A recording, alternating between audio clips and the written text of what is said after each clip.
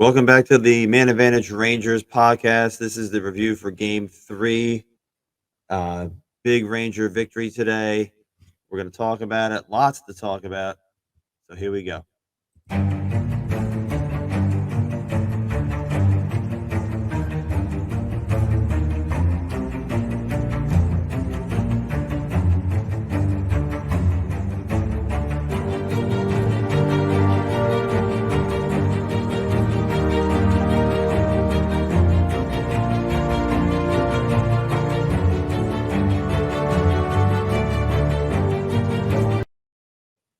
All right, guys, we are back. Welcome to the show. My name is Jamie. If you're new to the show, welcome and like and subscribe. It really helps us out here. Um, let's talk about game three. Well, let's talk about going into game three. So, Rangers are in a 2-0 hole coming back from Carolina. They easily could have took both games in Carolina.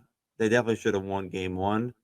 Game two, they didn't really do much offensively, but they didn't play terrible on the defensive side. So down in a 2-0 hole. And, today I thought the Rangers came out. First shift was great. Gallant did make some adjustments uh, on the lines. So he had Heedle with Kreider and Zibby, and that line looked pretty good. When I think they wound up playing two periods together, and they were pretty good. They seemed to be generating most of the offense for the Rangers. But then unluckily they took a penalty, a cross checking call on Lindgren, and Rangers special teams were good. They didn't give up. I think they were shorthanded three times, and they didn't give up any goals. So I would say with the first period, the it was sort of a tale of two periods. I think the Canes had 18 shots. Rangers had about, I don't know, I think 13 or whatever. But Rangers really gained momentum. They got a power play, and Brady Shea, always count on him for taking a stupid penalty. Um, and they capitalized on it. Panarin, they really, once they got in the zone, got set up, I thought they moved the puck really well. Um, Fox over to Panarin. Panarin looked like he was skating in to shoot, and he wound up drawing a couple guys toward him, and then he moved it right over to um, Zibanejad, who wristed one by Ronta, and that gave the Rangers a 1-0 lead. So, what I thought about the first period, yeah, the Rangers gave a lot of shots, and I mean, Shesterkin was amazing in this game. He's very, very. He is the reason that the Rangers won this game. He had 43 saves on 44 shots. So he's completely. He did give up a softie to Niederreiter, but I mean, other than that, he was spectacular. That's really all that needs to be said. Ronta, to his credit, was very, very good too. Um, but I thought the second line with Strom, Lafreniere, and um, Panarin was okay. Panarin wasn't great again. I mean, he did have the one assist. He didn't create much. He might have had a little more room today. There was a little bit more back and forth playing. Um, the third line, Kako had a chance at a redirect early on um, with Cop and Vetrano, and that just deflected wide. The pass was really, really hard. So um, can't blame Kako on that one. But you know, um, we go to the second here, and the Rangers were playing well, and they I think they got a little bit of break on that goal. D'Angelo looked like Zibanejad knocked his stick out of his hand just before um, Kreider released that wrist shot, and the puck went top corner to make it 2-0. And now the Rangers really had momentum, and I think the shots at one time were 22-19, so the Rangers were right there as far as shots on goal. But then that goal went in by Niederreiter, softy, and that gave them momentum, and they really carried that for most of the period, the rest of the period. Shesterkin had to be really, really on his game, and he uh, he was up to the task. Um, there were a couple things. I think it was in the second, Lafreniere passed up a golden opportunity in the slot. I still feel like this team overpasses a lot. I know Laffy did it in the second, and I think Fox did it in the first.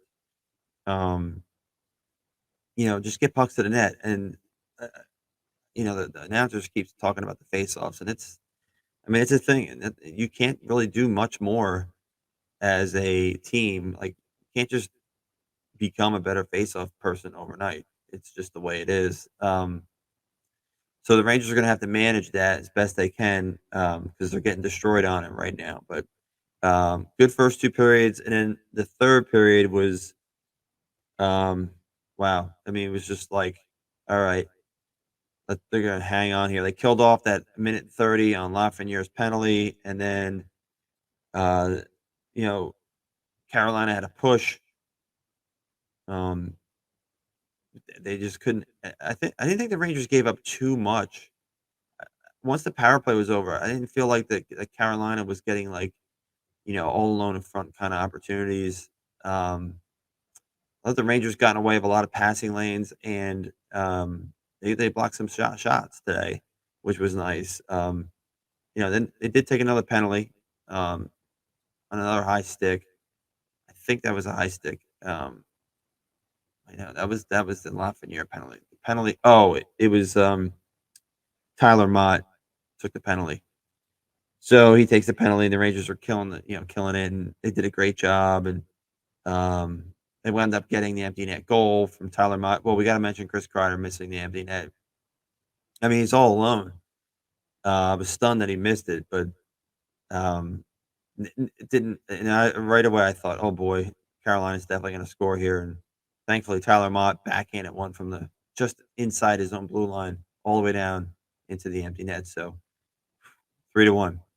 But then at the end of the game, Domi takes a cheap shot at Lindgren, cross check to the back, and there's that whole fiasco. And I don't understand. Carolina is quickly becoming a team that you just want to punch in the face. You know, Domi, D'Angelo, Stahl. I mean, these are guys you just want to like punch out. I mean, they're so annoying. And then of course Gallant and D'Angelo seem to be getting into it. I won't repeat what Gallant was saying, but D'Angelo wants no part of Gallant. Gallant was a guy and when he played in the NHL, he could score a little bit. I know he scored over 200 goals, but man, that was a tough dude. He didn't ever back down from a fight. So D'Angelo doesn't want that. I mean, Gallant would really, really hurt him bad. But um, anyway, Rangers win the game. I just rewatched the game and I was really trying to focus on a couple things. And I thought the Rangers moved through the neutral zone a little more speed, a little more confidence. Um, and I know Carolina threw a lot at Chesty today, and they did get 44 shots. I didn't feel like it was, and I had to see the numbers from Valaket's website with like high danger. I didn't think there was like a mountain of high danger chances. There was definitely a few, but I thought the defense played okay. There's some things we can clean up for sure. Um, so, but overall, I mean, as a Ranger fan, it was a good win. I think that again, this is a young team, especially on defense. You got Fox, who's 24, Langer, who's 24, Miller's 22, Braden Schneider's 20. Um, Trouba's been around, and so is Braun, but the other 4 guys, they're youngsters. And then, of course, they have a ton of young forwards. So, good win. This will give them a lot of confidence for the game on Tuesday night at 7. Biggest game of the year. I mean, you win the game and tie the series up. I really think that, it's a coin flip the rest of the way. So, um, let me know what you think, guys. Big win. If you're a Ranger fan, you gotta be happy. Again, more shots, manage the face-off dot as best you can. Again, the special teams were great. The penalty killing killed off 3 tonight, and they scored a power play goal. So, that's really important. If you're having trouble 5 on 5, uh, your your penalty killing and your power play have got to be good. And tonight it was. Get the empty net goal from Tyler Mott, who's been a spark plug since he's come back into the lineup um, from his injury. You know, I doubt there'll be any lineup changes. I am curious to see what the lineup looks like as far as how the lines shake out again for Game 4. I really thought the Heedle, Zibanejad, Kreider line was good. You know, Heedle as a wing is fine because he's big, he's strong, and he's fast. He doesn't have to do as much defensively. So, you know, you can kind of unleash him a little bit. He can maybe be a little bit more of a weapon. And, you know, with Vetrano, Kako, and Cop, you know, I know it didn't seem like they did a whole lot in this game, but you can they again, they're not gonna there's 3 guys out there that are pretty good responsibly defense, and there's some pop there, with Kako, and Vetrano can shoot the puck, and he's got good wheels. So, and then I think Laffy with Panarin and Strome, and I thought Strome was more engaged today too. He had like 4 or 5 good hits. He was getting involved in things, and he didn't put any points on the board, but um, he seemed to be more involved. And I think as a team, the Rangers seemed to have more energy in this game, and the crowd was great.